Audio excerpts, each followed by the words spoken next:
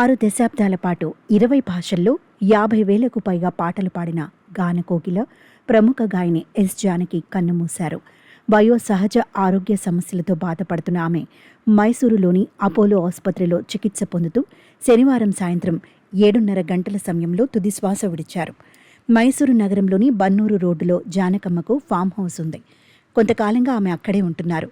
శుక్రవారం రాత్రి ఆమె శ్వాసకోశ సమస్యతో ఇబ్బంది పడినట్లు డాక్టర్లు తెలిపారు. వయోధిక సమస్యలతో ఆమె కన్నుమూసినట్లు జానకమ్మ మనవరాలు అప్సరా విద్యుల ఇన్స్టాగ్రామ్ వేదికగా తెలిపారు. జానకమ్మ చివరి కోరిక మేరకు ఆమె అంత్యక్రియలు ఆదివారం మైసూరులో జరపాలని నిర్ణయించినట్లు కుటుంబ సభ్యులు తెలిపారు.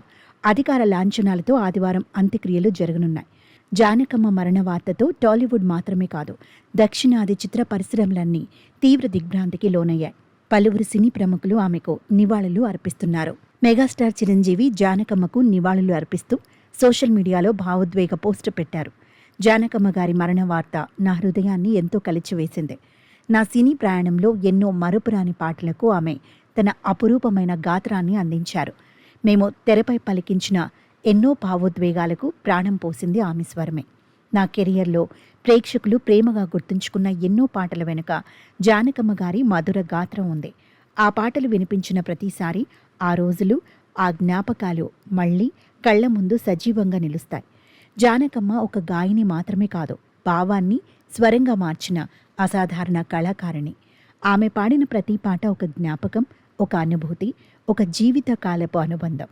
ఈరోజు మనం సంగీత ప్రపంచంలోని ఓ మహోన్నత శిఖరాన్ని కోల్పోయాం.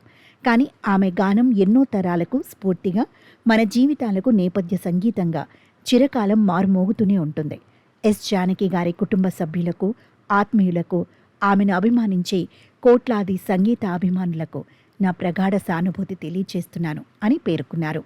ఈరోజు మనం సంగీత ప్రపంచంలోని ఓ మహోన్నత శిఖరం జానకమ్మని కోల్పోయామని నందమూరి బాలకృష్ణ వ్యాఖ్యానించారు. ఆమె గానం ఎన్నో తరాలకు స్ఫూర్తిగా, మన జీవితాలకు నేపథ్య సంగీతంగా చిరకాలం మారుమోగుతూనే ఉంటుందని స్మరించుకున్నారు. ఆమె కుటుంబ సభ్యులకు, ఆత్మీయులకు, ఆమెను అభిమానించే కోట్లాది సంగీతాభిమానులకు తన ప్రగాఢ సానుభూతి తెలియచేస్తున్నానని అన్నారు.